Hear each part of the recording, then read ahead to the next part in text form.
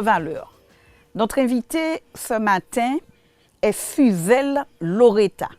Suzelle, bonjour. Bonjour. Et bienvenue dans ton émission. Merci. Comment vas-tu? Ça va bien. Voilà, tu nous viens de loin, mais tu es bien arrivé.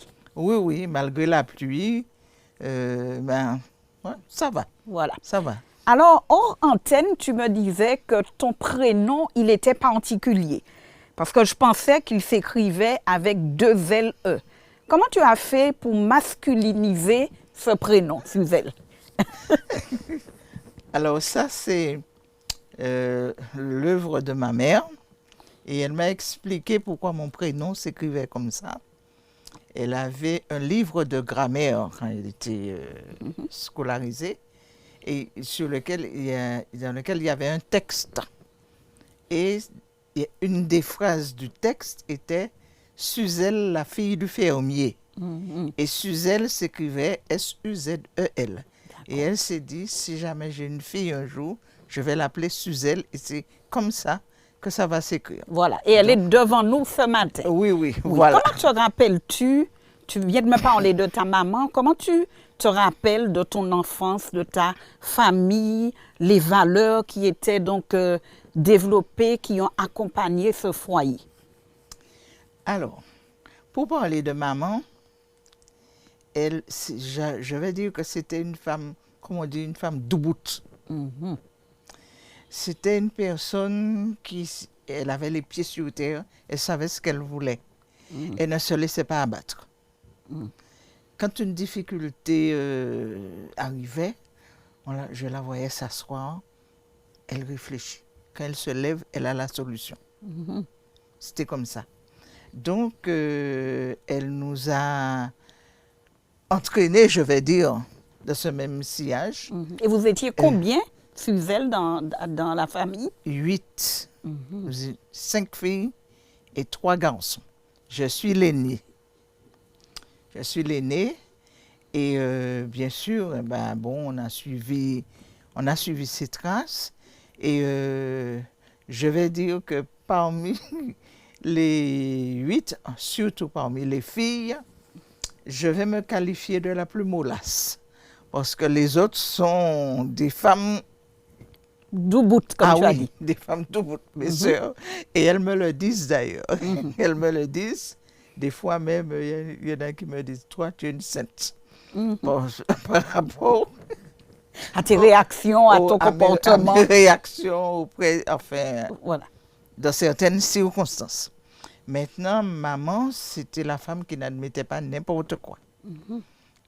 Déjà, il n'y avait pas à aller traîner chez le voisin, jouer à droite, à gauche. Restez chez vous. C'était bon caillou. Oui, jouez entre vous. Restez chez vous. Et puis, à la maison, il y avait des règles. Il y avait des règles, on ne faisait pas n'importe quoi, on ne disait pas n'importe quoi. Et tout le monde participait à la vie du foyer. D'accord. Quand il fallait faire la vaisselle, que tu sois fille, garçon, tout le monde participait. Mais viens mettre le couvert, tu mets le couvert, c'est toi qui sais ta semaine pour enlever le couvert. Enfin, voilà, tout le monde participait.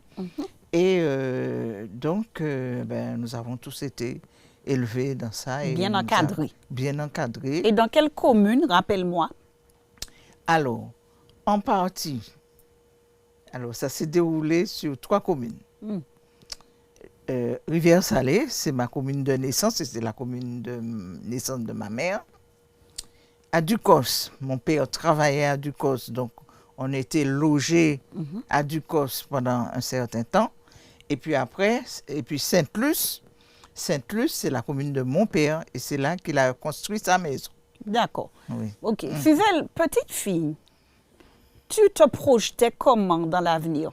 Est-ce que tu pensais déjà à quel métier donc tu voulais faire? Comment tu te projetais?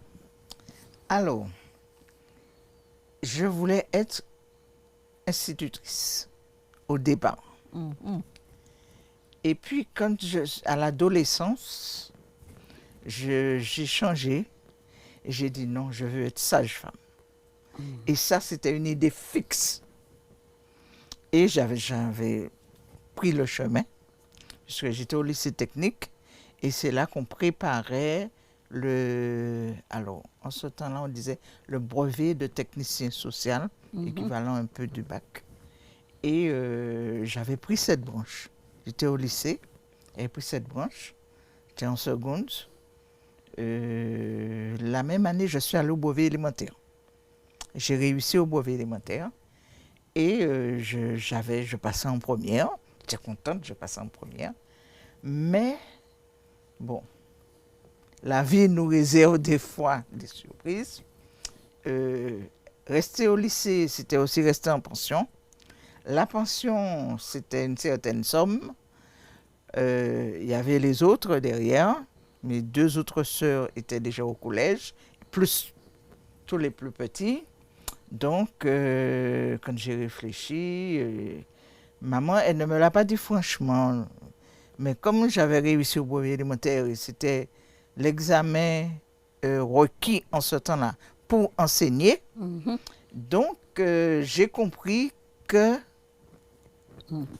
il fallait que je ne vais pas dire que je fasse la place, mais enfin, que j'aille travailler. Que tu fasses un choix. Que je fasse un choix et pour permettre à maman d'aider les plus jeunes. Alors finalement, j'ai dit, eh ben oui, ok. Et puis il n'y avait pas longtemps que nous étions faits adventistes. Et on en a parlé et quelqu'un m'a dit, oui, mais tu peux travailler.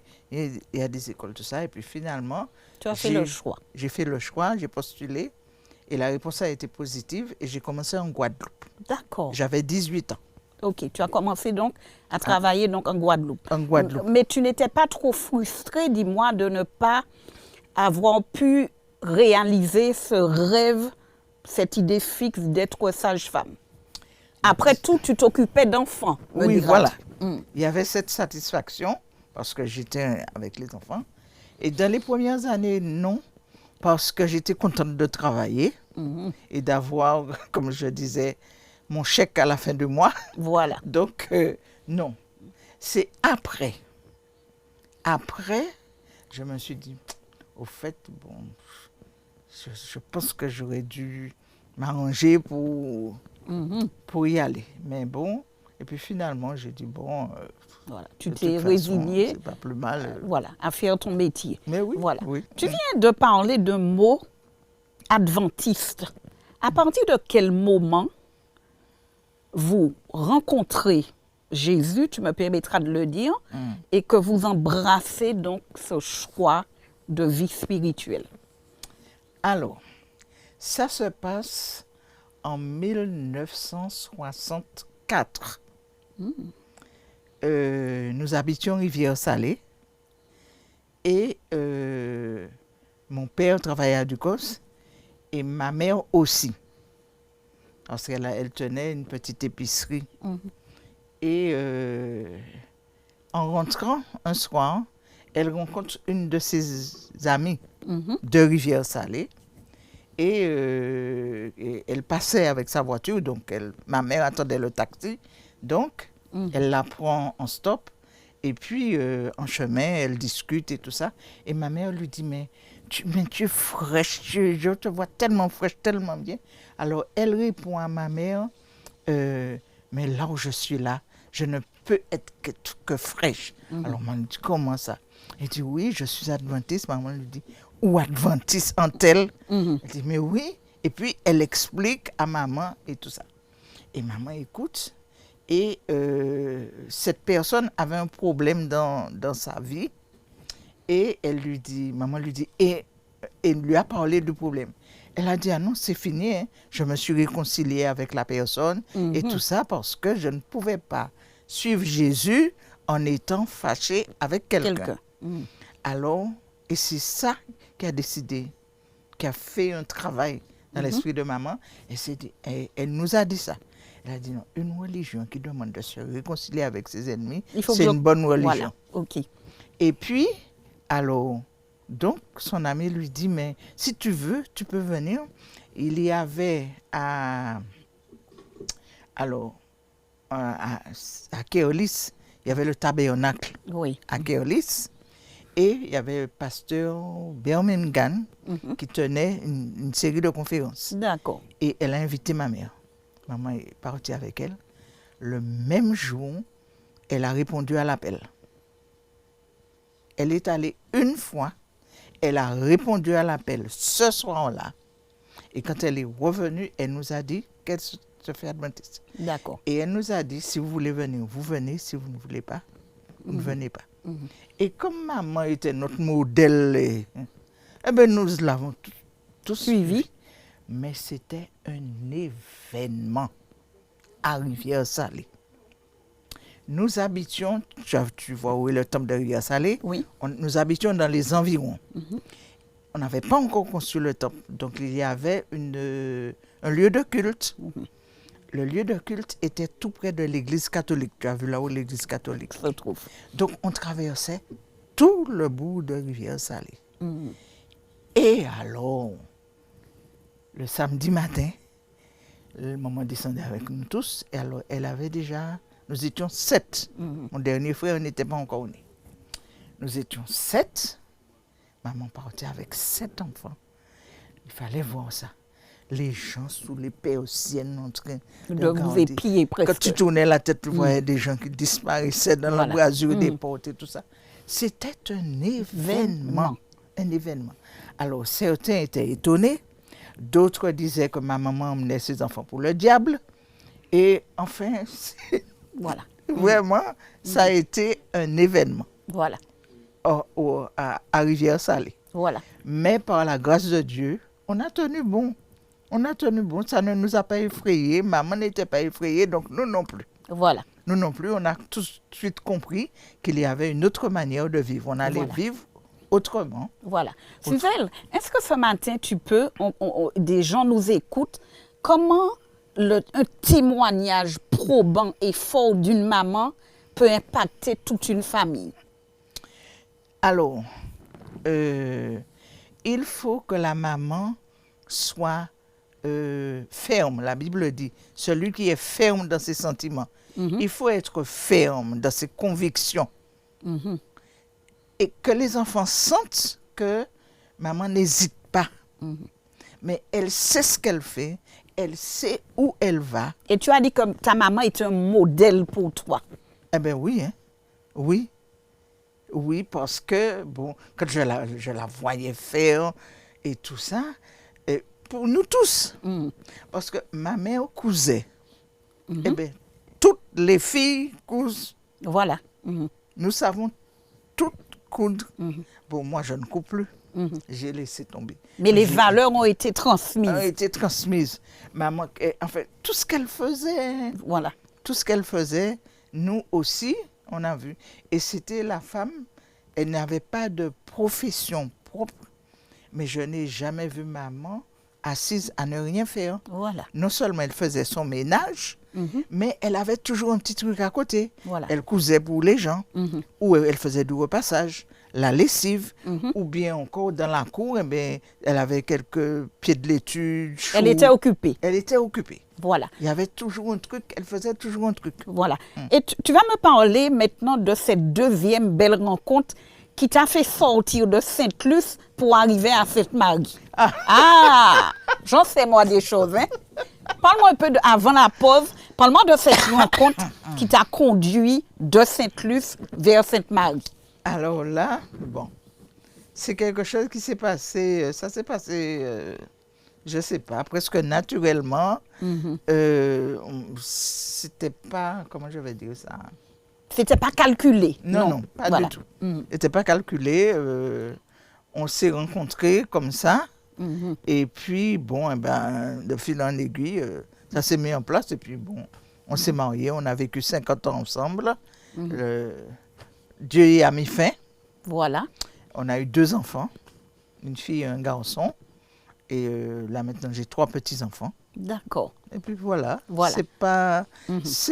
Comment je vais dire? C'est rien d'extraordinaire. Voilà. Mais... c'est venu. Voilà, c'est venu. Et puis, c'est tout. Voilà. Femme vertueuse, femme de valeur. Nous faisons une courte pause avant de retrouver notre amie Suzelle et je vous rappelle Z-E-L. À tout à l'heure.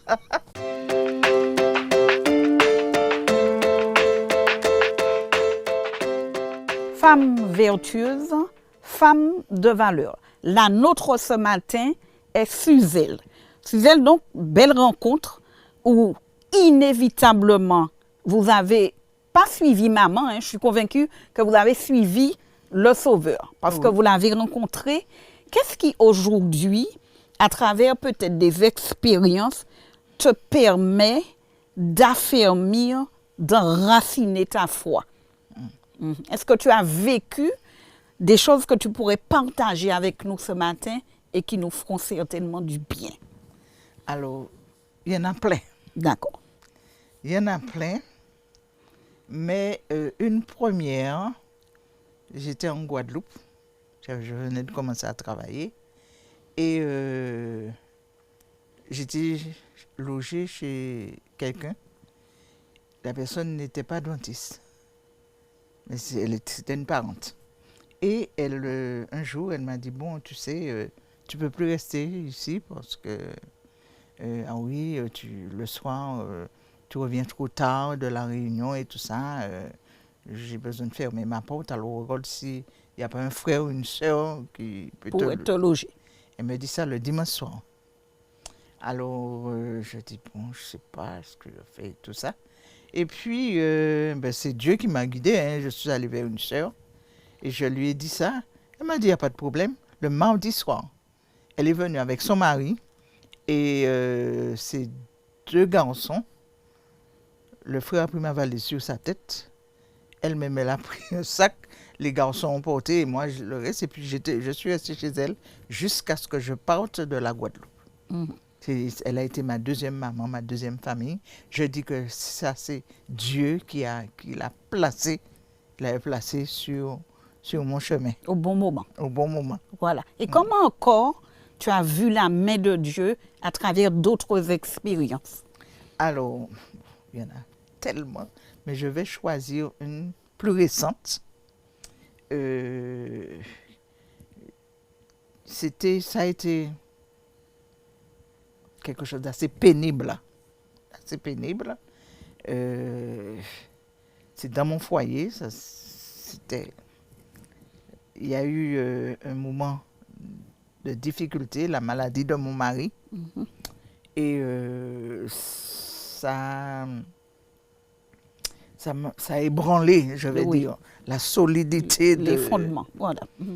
De mon foyer. Et j'ai dit, alors, là, j'ai compris qu'il fallait que je m'accroche à Dieu. Absolument. Et je lui ai dit, Seigneur, tu as promis d'être avec nous tous les jours jusqu'à la fin. Tu vois ce qui se passe. Je n'ai pas la solution, mais toi, tu l'as. Tu as la solution. Tu as promis de ne pas laisser les eaux nous submerger. Alors, tu es là et maintenant, je me dis, mais j'ai commandé Dieu. Tu as été téméraire. Ah oui. Je lui ai dit, Seigneur, tu ne peux pas me laisser dans cette situation. Fais quelque chose. Fais quelque chose. Et je ne vais pas rentrer dans les détails parce que ça va être trop long.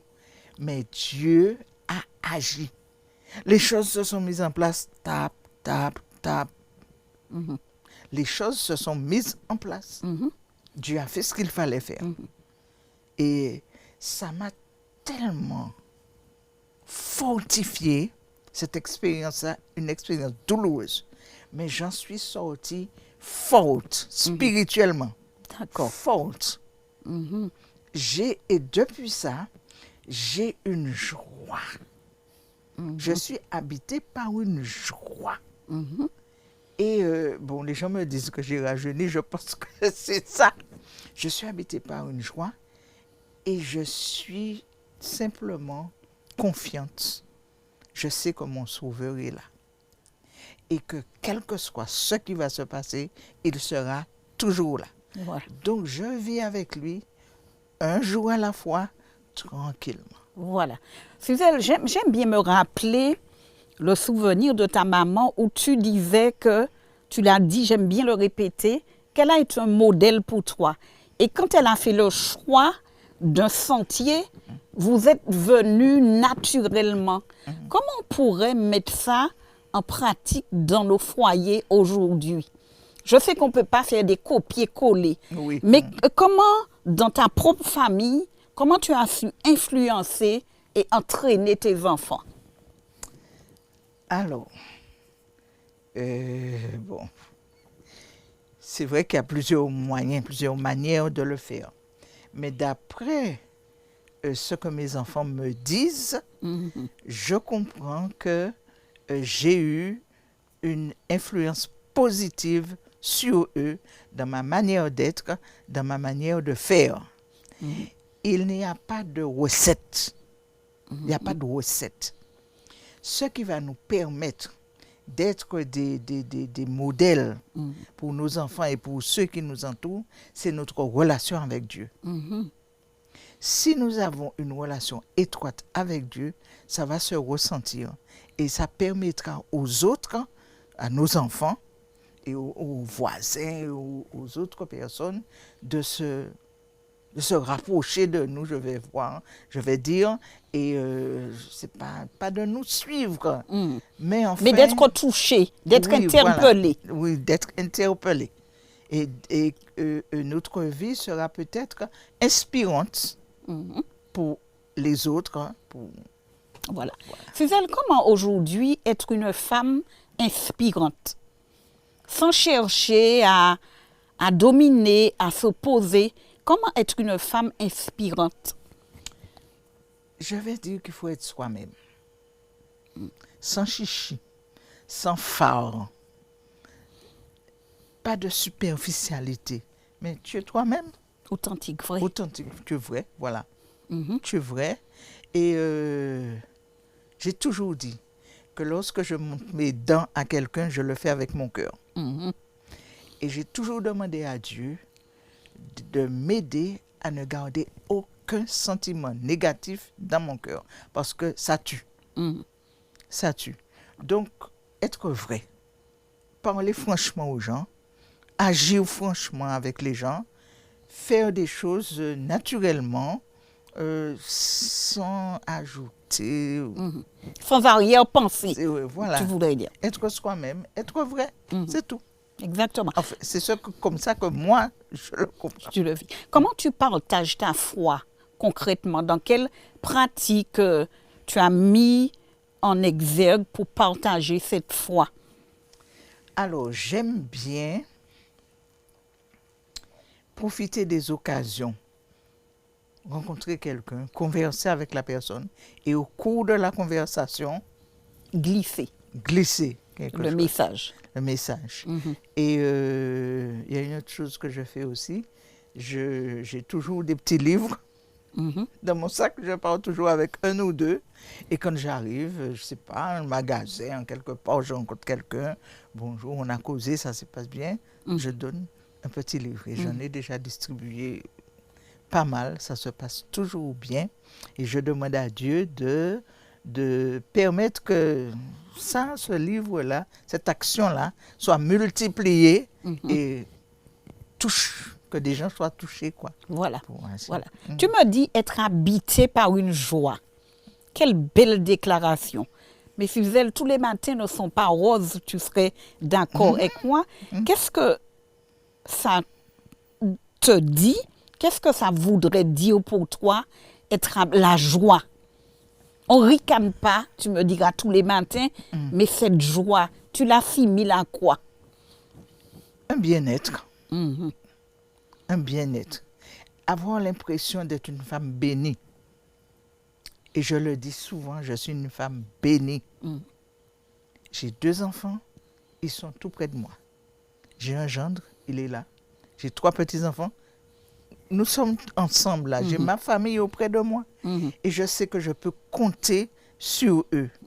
Ça, c'est une bénédiction spéciale. Voilà. Mais Suzelle, ceux qui n'auraient pas comme toi cette famille, cette proximité, comment tu les encouragerais? Eh bien, Comment tu les entourerais finalement? Ceux qui n'ont pas ce privilège. oui, c'est vrai, il y a des gens qui n'ont pas ce privilège, qui sont seuls, et la solitude. Mais je leur dirais, faites de Jésus votre meilleur ami.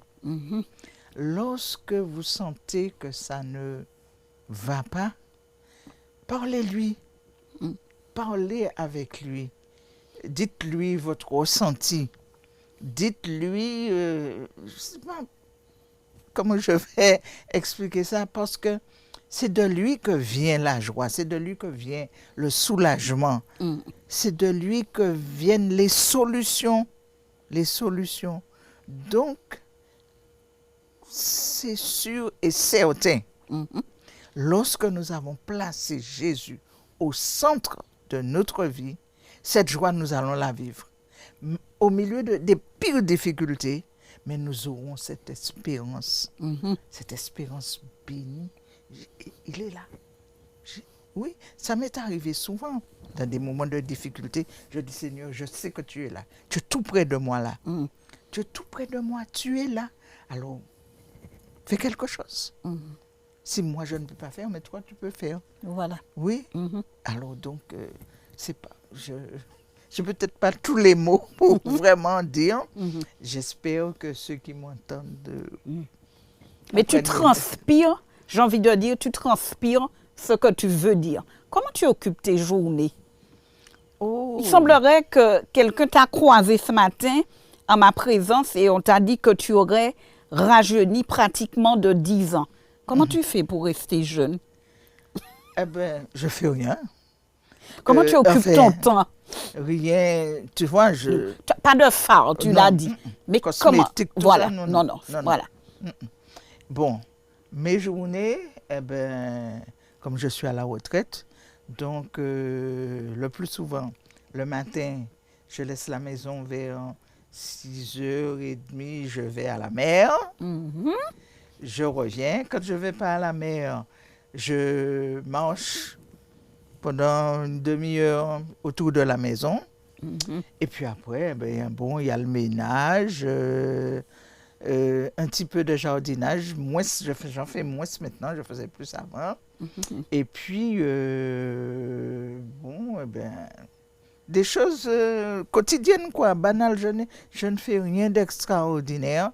Et puis, c'est sûr que je ne loupe pas mes moments de méditation, les moments que je passe avec Dieu, avec mon Seigneur, le matin,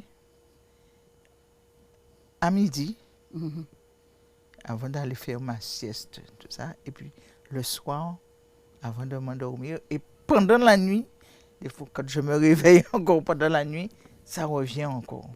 Et ça me fortifie. Voilà.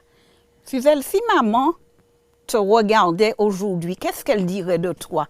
Eu égard au souvenir que tu as gardé d'elle, à sa manière d'être, te regardant donc aujourd'hui, mamie, maman, elle dirait quoi? Un mot. Qu'est-ce qu'elle dirait? J'ai l'impression qu'elle serait fière. Peut-être parce que, pardon, j'ai l'impression d'être un petit peu le reflet de ma mère. Vu la façon dont elle parlait, dont elle faisait les choses, sa conviction, j'ai un petit peu l'impression d'être son reflet. On me dit que je lui ressemble beaucoup. J'ai l'impression d'être un petit peu son reflet. Je pense peut-être qu'elle serait fière de sa fille et fière de nous tous. Voilà, en fait. un beau reflet, j'ai envie de vous dire, mais tu ne partiras pas sans me donner du moins ton verset préféré, cette promesse biblique que tu aimes. Alors, les versets préférés, il y en a beaucoup. Il y a le psaume 121. Je lève les yeux vers les montagnes. D'où me viendra le secours? Le secours me vient de l'Éternel. Et tu as vu ce secours venir? Ah, si. Je l'ai vécu. Et puis, il y a un autre aussi qui me remplit de joie. Le psaume 5. Le verset, alors c'est à la fin du psaume, qui dit alors tous ceux qui se confient en toi se réjouiront. Ils auront de l'allégresse à toujours et tu les protégeras. Tu seras un sujet de joie pour ceux qui aiment ton nom, car tu entoures le juste. Oh là On là, a compris, oui. on a compris l'esprit. Oui. Et ce matin, j'ai envie de dire que tu es vraiment, Dieu est pour toi un sujet de joie. Tu Ah, l'as exprimé et tu reflètes cette joie. Et qu'est-ce que tu chantes le plus souvent? Tu as certainement un refrain aussi que tu aimes. Alors, il y a un chant que j'ai appris dans la période où j'étais en Tu grosse traversais. Mhm. difficulté, que j'aime beaucoup, qui dit je reconnais que tu peux tout. Mhm. Et si tu le fredonnais? Juste une Oh, phrase. Je... la voix. Je reconnais que tu peux tout et que rien ne t'est impossible. Je reconnais que tu peux tout et que rien ne t'est impossible. Seigneur, Seigneur, fais-moi voir ta gloire. Seigneur, fais-moi voir ta gloire. Amen. Et je n'ai pas de doute, elle a vu la gloire de Dieu parce qu'elle reconnaît qu'il peut tout. Femme vertueuse, femme de valeur. Il y a certainement d'autres femmes qui ont reconnu que Dieu peut tout et nous les attendons d'ores et déjà avec beaucoup de plaisir sur ce canapé. À bientôt.